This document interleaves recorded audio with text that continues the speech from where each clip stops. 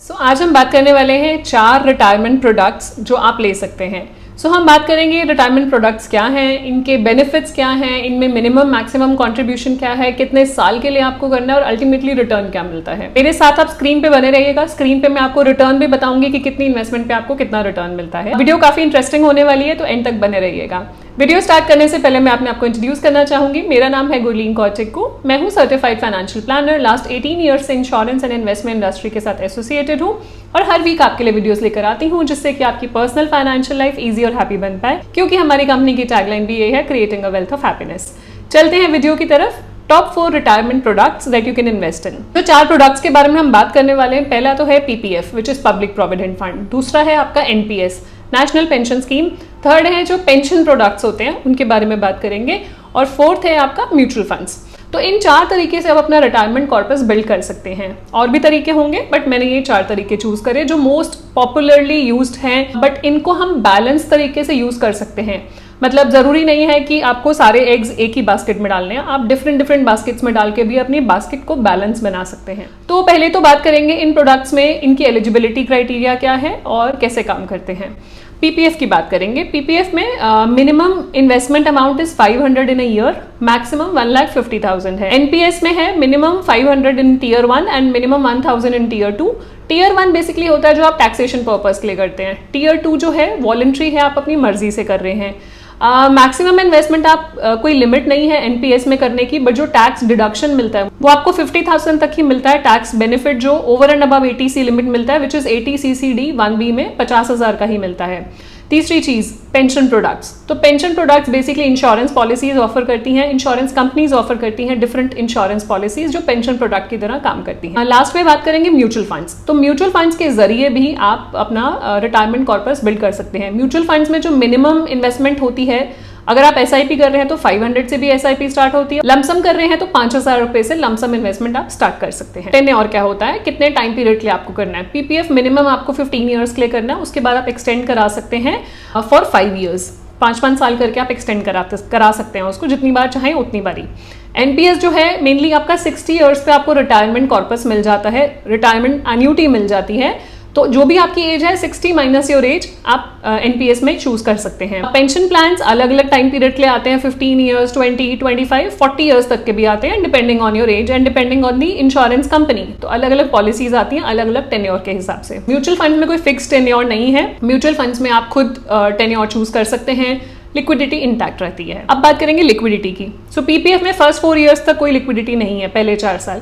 4 साल के बाद लोन फैसिलिटी अवेलेबल है और 7 ईयर्स के बाद प्री मैच्योर विड्रॉल भी अवेलेबल है। एनपीएस में बात करेंगे, मिनिमम लॉक इन होता है 3 ईयर्स का। 3 साल के बाद अगर कोई ऐसा रीजन है, इलनेस है, इंजरी है, बच्चों की शादी है, प्रॉपर्टी खरीदना है, एजुकेशन है, आपके पास स्पेसिफिक रीजन है, तो 3 साल के बाद आप 25% of the amount deposited withdraw कर सकते हैं। प्री मेच्योर विड्रॉल 5 ईयर्स के बाद अलाउड होती है और जो नॉर्मल विड्रॉल है वो आप 60 के बाद ही ले सकते हैं। उसमें मैक्सिमम 60% आप विड्रॉ करेंगे, बाकी 40% की कंपल्सरली एन्यूटी बनेगी, मतलब मंथली पेंशन ही बनेगी, क्योंकि स्कीम का नाम ही नेशनल पेंशन स्कीम है। अब आ जाते हैं पेंशन प्लान्स जो इंश्योरेंस कंपनीज के हैं। यहाँ पे क्या होता है कि आप 2 साल के बाद सरेंडर कर सकते हैं पॉलिसी, बट नुकसान होता है, बहुत फायदा नहीं होता, बट लिक्विडिटी आपके पास है। म्यूचुअल फंड्स में फ्लेक्सिबिलिटी है, आप कभी भी एग्जिट कर सकते हैं until and unless it is an ELSS scheme which is equity linked saving scheme है, तो वो लॉक इन रहेगा 3 इयर्स का। अदरवाइज आप कभी भी एग्जिट कर सकते हैं, एग्जिट लोड आपको लगता है। फिर बात करेंगे रिटर्न ऑन इन्वेस्टमेंट क्या है। पीपीएफ में आपका हर क्वार्टर पे रिवाइज होता है। करंट जो रेट ऑफ इंटरेस्ट है इस क्वार्टर का दैट इज 7.1%। क्यूमुलेटिव इंटरेस्ट है। एनपीएस पे वेरी करता है डिफरेंट लाइफ साइकिल के हिसाब से, डिफरेंट एसेट एलोकेशन के हिसाब से, आपने कहाँ इन्वेस्ट करा है, कितना किस में इन्वेस्ट करा है। तो अलग अलग एसेट्स में आप इन्वेस्ट करते हैं, डिफरेंट एसेट क्लासेस होते हैं, जैसे इक्विटी हो गया, गवर्नमेंट बॉन्ड्स हो गया, ऑल्टरनेटिव इन्वेस्टमेंट्स हो गया, तो उस हिसाब से आपका रिटर्न डिफाइन होता है। आपकी लाइफ साइकिल के हिसाब से एलोकेशन चेंज होता है between equity and government bonds and rest other asset classes.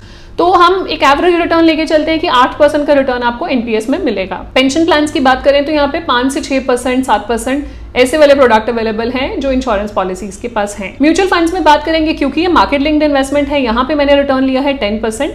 आप अगर 20 साल की हम एग्जाम्पल देखेंगे आगे, तो 20 साल के होराइजन पे कोई भी रोलिंग रिटर्न उठा लें आप, कोई भी पीरियड का, तो वो 10% ऑन एन एवरेज है। इट इज हायर ओनली, 12, 13, 14% भी है, बट हम 10% लेके चलते हैं। रिटर्न टाइप क्या है? सो बेसिकली आपका जो पोस्ट ऑफिस का है वो आपका फिक्स्ड है एक तरह से, बट वो 3 साल पे रिवाइज होता है, तो रिविजनरी बोल सकते हैं आप। एनपीएस में भी ऑलमोस्ट फिक्स्ड ही है, बिकॉज वॉलेटिलिटी कम ही है, दूसरा सिक्योर्ड भी है गवर्नमेंट की तरफ से। तो डिफरेंट एसेट क्लासेस है, इक्विटी ज्यादा होगी तो ज्यादा वॉलेटाइल होगा रिटर्न, इक्विटी कम होगी तो कम वॉलेटाइल होगा। और पेंशन प्लान्स पे बात करेंगे तो मोस्टली फिक्स्ड और रिविजनरी प्लान्स होते हैं ये। लास्ट में म्यूचुअल फंड्स की बात करेंगे, यहाँ पे वेरिएबल है इंटरेस्ट। म्यूचुअल फंड्स में आप इन्वेस्ट कर रहे हैं, different types of mutual funds होते हैं, इक्विटी, बैलेंस, डेट, तो आप जिसमें इन्वेस्ट कर रहे हैं, जितना रिस्क ले रहे हैं उस हिसाब से रिटर्न वेरिएबल होगा, फिक्स्ड नहीं है। अब टैक्सेशन की बात कर लेते हैं, टैक्सेशन कैसे होगा इन प्रोडक्ट्स का। पीपीएफ का जो टैक्सेशन है, PPF comes under exempt category, मतलब आप जब इन्वेस्ट कर रहे हैं तो भी आप एटीसी का बेनिफिट ले रहे हैं, जब आपको इंटरेस्ट एक्यूमुलेट हो रहा है तो भी आपको बेनिफिट मिल रहा है, टैक्स फ्री है, और मेच्योरिटी के टाइम भी पैसा टैक्स फ्री है। एनपीएस की बात कर लेंगे, एनपीएस में आपको टैक्स बेनिफिट तो मिल रहा है 80CCD 1B में 50,000 रुपीज का, लेकिन जब आप पैसा निकालेंगे उस टाइम पे pension will be taxable. Pension plans की बात करेंगे तो टैक्स फ्री हो जाएगा under section 1010D। Mostly pension plans tax free होते हैं, इसी तरीके से बने होते हैं। अगर वो स्पेसिफिकली एन्युटी प्लान है, मतलब आपने वन टाइम इन्वेस्टमेंट करा और एन्युटी ड्रॉ करी, then it is taxable. But जो दूसरे इंश्योरेंस प्लान है कि ओवर द ईयर्स आप प्रीमियम दे रहे हो और फिर पेंशन विड्रॉ कर रहे हो, they work like in insurance plan, वो टैक्स फ्री होते हैं यूजुअली। म्यूचुअल फंड्स में डिपेंड करता है, आपने इक्विटी में से निकाल रहे हो, डेट में से निकाल रहे हो, कैपिटल गेन टैक्सेस आपको लगेंगे म्यूचुअल फंड्स में। जो भी रूल होगा आज के हिसाब से, अगर इक्विटी में आप विड्रॉ करते हैं तो 10% है long term capital gain tax, and debt में विड्रॉ करते हैं तो वो इनकम में ऐड हो जाता है। एग्जाम्पल लिया है कि करंट एज अगर 40 है और 20 साल के लिए इन्वेस्टमेंट करनी है तो कितना किस प्रोडक्ट में मेच्योरिटी अमाउंट आपको मिलता है। सो पीपीएफ में हमने सब में बात करी कि हम 1.5 लाख रुपए एनुअली डिपॉजिट करेंगे, सो दैट एक सेम तरीके से रिटर्न देखेंगे, एप्पल टू एप्पल कंपैरिजन हो जाएगा।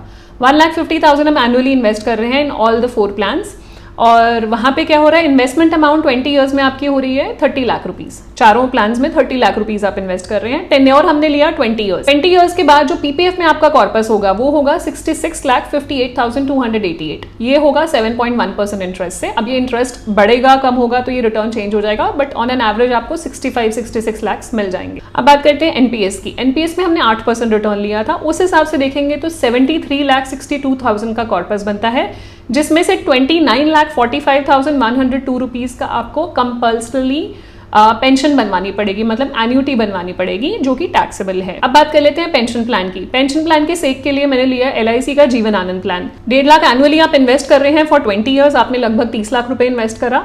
आपको 60th ईयर से आपको पेंशन मिलनी शुरू हो जाती है, जो है 2,24,000 एनुअली। जो आपने दिया उससे ज्यादा एनुअली आपको पेंशन मिलनी शुरू हो जाती है। मान लीजिए आप बोलते हैं कि मुझे वन टाइम वापस चाहिए, मुझे पेंशन नहीं चाहिए, तो उस केस में कंपनी आपको अप्रॉक्सीमेटली 55 लाख के आसपास दे देती है और प्लान आपका वहीं खत्म हो जाता है। तो बेसिकली पेंशन प्लान जब आप ले रहे हैं, ये सोच के लीजिए कि इसमें से हम पेंशन ही विड्रॉ करेंगे, तभी फायदा है, क्योंकि वो एक गारंटेड इनकम आपको बन रही है, tax free guaranteed income for life time. तो इस तरीके से पेंशन प्लान्स काम करते हैं। लास्ट में हम बात करेंगे म्यूचुअल फंड्स की। अगर म्यूचुअल फंड्स हम बात करेंगे 10% का रिटर्न देते हैं 30 लाख की इन्वेस्टमेंट पे, 1,50,000 रुपीज एवरी ईयर, मतलब टोटल 30 लाख रुपीज आप इन्वेस्ट कर रहे हैं, 10% रिटर्न से आपको मिलता है 90 लाख रुपीज। तो आप देख सकते हैं कि आपकी रिस्क एपेटाइट कहाँ फॉल करती है। जैसे पीपीएफ जो है वो, अगर हम थोड़ी सी रिस्क एपेटाइट की बात कर लेते हैं, PPF is risk free investment, मतलब उसमें रिस्क नहीं है, बिकॉज गवर्नमेंट की बैकिंग है, पोस्ट ऑफिस से आप कराएंगे। एनपीएस भी ऑलमोस्ट रिस्क फ्री है, क्योंकि मेजर पैसा आपका डेट में ही रहने वाला है अगर आप लाइफ साइकिल के हिसाब से चलेंगे। इंश्योरेंस पॉलिसीज भी रिस्क फ्री हैं, टैक्स फ्री हैं। म्यूचुअल फंड्स में थोड़ा सा रिस्क इन्वॉल्व है, बट अगेन ज्यादा रिस्क है तो रिटर्न भी ज्यादा है। तो अपने हिसाब से आप देख सकते हैं आपको कौन सा प्रोडक्ट मोस्ट सुटेबल लगता है। मेरे हिसाब से हर प्रोडक्ट में थोड़ा थोड़ा अमाउंट होना चाहिए, बिकॉज एक बैलेंस्ड पोर्टफोलियो रहता है और आपका रिस्क भी डाइवर्सिफाई रहता है। This was my take on top 4 retirement products, and let me know आपने कौन सी इन्वेस्टमेंट प्रोडक्ट इसमें से लिए हुए हैं और आपका थॉट प्रोसेस क्या है। अपना फीडबैक जरूर दीजिएगा, बताइएगा नेक्स्ट वीडियो हम किस पे बनाएं, सजेशंस दीजिएगा। जाने से पहले क्विक रिमाइंडर, अगर अभी तक आपने हमारे चैनल को सब्सक्राइब नहीं करा है, कर लीजिए, so that you get the right information at the right time. मिलते हैं नेक्स्ट वीडियो में नए टॉपिक के साथ। Thank you so much, stay safe, take care.